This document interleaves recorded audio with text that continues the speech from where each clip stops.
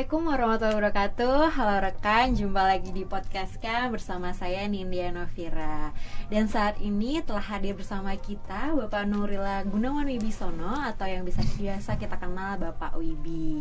Beliau ini menjabat sebagai Koordinator Kelompok Substansi Akreditasi Lembaga Sertifikasi Sistem Manajemen. Selamat datang Bapak di podcast Kan. Bagaimana kabarnya? Baik, Mbak. Baik, terima kasih Bapak. Nah, pada kesempatan kali ini nih kita akan membahas tentang MRA atau Mutual Recognition Arrangement, atau mungkin bisa disebut pengakuan internasional untuk badan akreditasi. Nah, kami ucapkan juga selamat kepada Komite Akreditasi Nasional telah mendapatkan atau menambah pengakuan internasional untuk 2 skema baru, yaitu Lembaga Sertifikasi Anti Penyuapan dan Lembaga Sertifikasi Sistem Manajemen Kesehatan dan Keselamatan Kerja pada bulan Juni ini ya Pak ya. Nah, sebelum kita melangkah lebih jauh lagi, mari kita tanyakan langsung ke Pak Wibi. Jadi MRA ini apa sih Pak, dan kenapa harus mendapatkan pengakuan secara internasional untuk badan akreditasi ini Pak? Ya, memang makasih Mbak ya. Iya. Jadi MRA ini sebenarnya salah satu bentuk pengakuan ya di antara badan akreditasi. Dan yang di bawah APAC ya, Asia Pacific Accreditation Corporation. Jadi memang APAC sendiri memang sudah mengoperasikan banyak skema dan sudah membuka beberapa MRA.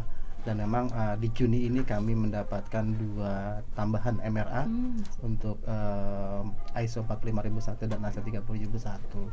Jadi sebenarnya ini salah satu bentuk pengakuan di tingkat internasional kepada Indonesia dalam hal ini Komite Akreditasi Nasional terhadap skema yang telah dioperasikan. Itu mungkin. Jadi pengakuan untuk skema-skema yang ada di KAN ya Pak ya. Betul.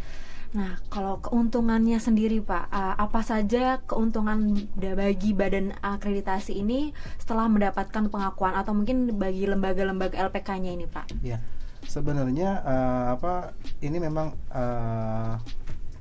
kami bilangnya adalah salah satu tugas dari badan akreditasi ya. Sebenarnya ketika konsumen kami kan adalah LPK, dan ketika LPK mengakreditasi pasti ingin mendapatkan sesuatu yang lebih menurut saya.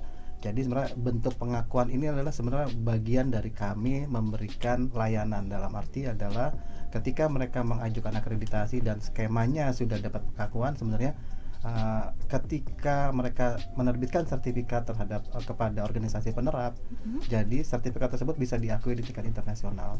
Oke, jadi sudah terjamin gitu ya Pak, betul, dari KAN maupun dari internasionalnya. Nah, kemudian sudah berapa banyakkah Pak skema yang sudah diakui nih Pak? Untuk per Juni kemarin memang baru 15 ya, dan memang 15. Juni terakhir kemarin kita dapatkan 2 untuk 45001 dan sistem manajemen anti penyuapan. Kalau untuk sistem manajemen anti penyuapan setahu saya ini adalah baru dibuka tahun ini. Jadi mungkin ada beberapa badan akreditasi yang sudah mendapatkan, termasuk KAN. Jadi kita baru dapat di bulan Juni. Jadi total 17 ya berarti ya, 15 tambah 2 yang baru di bulan Juni ini Pak. Nah, kemudian kan tadi sudah banyak nih Pak. Syaratnya itu apa saja sih Pak untuk mendapatkan pengakuan internasional? Ya, yang pertama memang karena kebetulan kita sudah mendapatkan MRA ya di untuk beberapa skema itu untuk 17065, lalu 17021, di mana lalu juga 17020 dan 17025 ya. Namun di 17021 itu kalau tidak salah kami mendapatkan sudah lebih dari 5 atau 6, dan 2 ini tambahan dari di dalam lingkup subscope 17021. Baik. Nah, rekan, menarik sekali ya obrolan kita terkait MRA ini. Jangan kemana-mana setelah jeda berikut ini.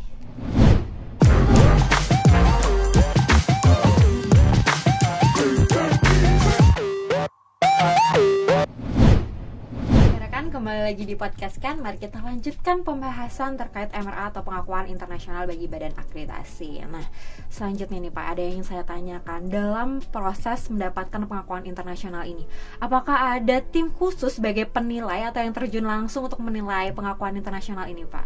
Iya, biasanya tim penilai itu memang dibentuk khusus ya.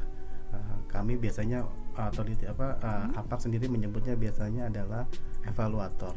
Evaluator itu bisa terdiri dari berbagai personel wakil dari badan akreditasi lain, Nah, nanti mereka akan dibentuk untuk mewakili beberapa skema yang memang telah mendapatkan pengakuan untuk dalam ini kan.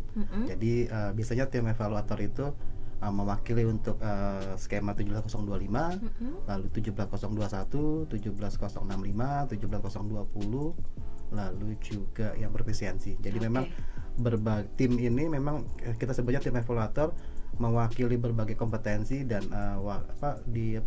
mewakili juga dari berbagai badan akreditasi di tingkat regional. Oke, jadi sudah ada perwakilan masing-masing di tingkat regionalnya ya Pak ya, atau tim khususnya evaluator tadi yang Bapak sebutkan.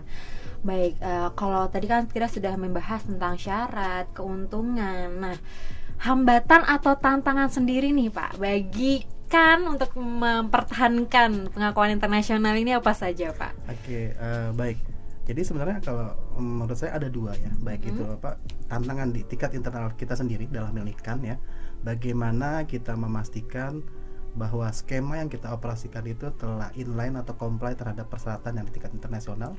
Karena masing-masing skema itu punya persyaratan sendiri-sendiri dan kita harus memenuhi itu, baik itu sekretariatnya, lalu juga asesornya maupun panitia teknis. Nah, itu harus kita pastikan bagaimana memaintain kompetensi mereka. Lalu yang kedua adalah di eksternal sendiri. Eksternal ini adalah LPK atau lembaga sertifikasi atau klien kita. Bagaimana mereka dalam melakukan kegiatan sertifikasinya telah memenuhi persyaratan akreditasi. Dalam hal ini persyaratan akreditasi yang telah ditetapkan dan juga mengacu kepada persyaratan internasional. Itu yang mungkin tantangannya. Jadi pemeliharaan dari internal kannya maupun luar dari atau eksternal dari kan ya Pak ya. Baik. Nah, kan tadi sudah ada 2 skema baru nih Pak yang baru saja mendapatkan juga ya Pak. Nah, adakah atau informasi dari Pak Wibi nih skema baru yang mungkin akan di-launching atau dapat mendapatkan pengakuan internasional lagi mungkin Pak? Oke, baik. Jadi sebenarnya kami dalam hal ini kan memiliki milestone ya. Kira-kira skema-skema apa saja yang kita akan usulkan mendapatkan pengakuan. Beberapa rencana kami itu yang saya ketahui adalah untuk medical devices ISO 13485, lalu juga kemarin juga ada pembicaraan itu untuk yang ISO 21001. Nah, itu memang menjadi rencana kami, cuma memang kita harus juga melihat kesiapan baik dari sisi internal maupun eksternalnya. Gitu. Jadi sudah ada ya Pak ya yang dicanangkan untuk mendapatkan pengakuan kembali. Baik Pak, untuk jarak ada kan tadi sudah ada evaluator nih Pak, pasti kan ada pengecekan kembali. Nah, itu dilaksanakan setiap berapa tahun sekali atau jedanya tuh jaraknya tuh berapa tahun nih Pak? Untuk MRA sendiri kan setahu saya itu adalah 5 tahun dan biasanya sebelum habis itu akan ada evaluasi oleh tim evaluator. Rencana itu terakhir itu karena waktu itu memang kita dievaluasi pas masa pandemi ya. Jadi waktu itu kami dievaluasi di tahun 2019 akhir dan tahun 2020. Jadi kemungkinan kami akan dievaluasi lagi di tahun 2024 ya, sebelum habis masa MRA kami. Untuk 17 skema tadi ya Pak yang betul. Sudah diakui oleh. Dan mungkin juga pada saat nanti di evaluasi berikutnya ada tambahan skema yang kita dapatkan pengakuan. Karena terakhir itu untuk yang pada saat kita evaluasi di 2020 itu kan mengajukan tambahan skema itu untuk LVV. Gitu. LVV. Mungkin apa itu Pak LVV itu? LVV itu kalau lembaga verifikasi dan validasi. Nah, itu dan itu ya kalau tidak salah. Baik.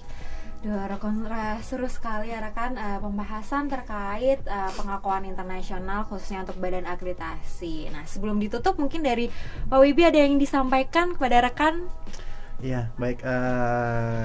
Kami dalam hal ini kan mengucapkan terima kasih ya atas kepercayaan dari stakeholder maupun klien kami dalam kami mengoperasikan skema, dan kami juga terbuka lah untuk masukan-masukan untuk pengembangan skema kami maupun bagaimana meningkatkan kinerja kami, karena memang feedback dari eksternal itu sangat berharga buat meningkatkan kinerja kami. Oke, baik. Jadi ditunggu ya rekan-rekan feedbacknya untuk kan demi kelangsungan ini pengakuan internasional ya Pak ya. Baik.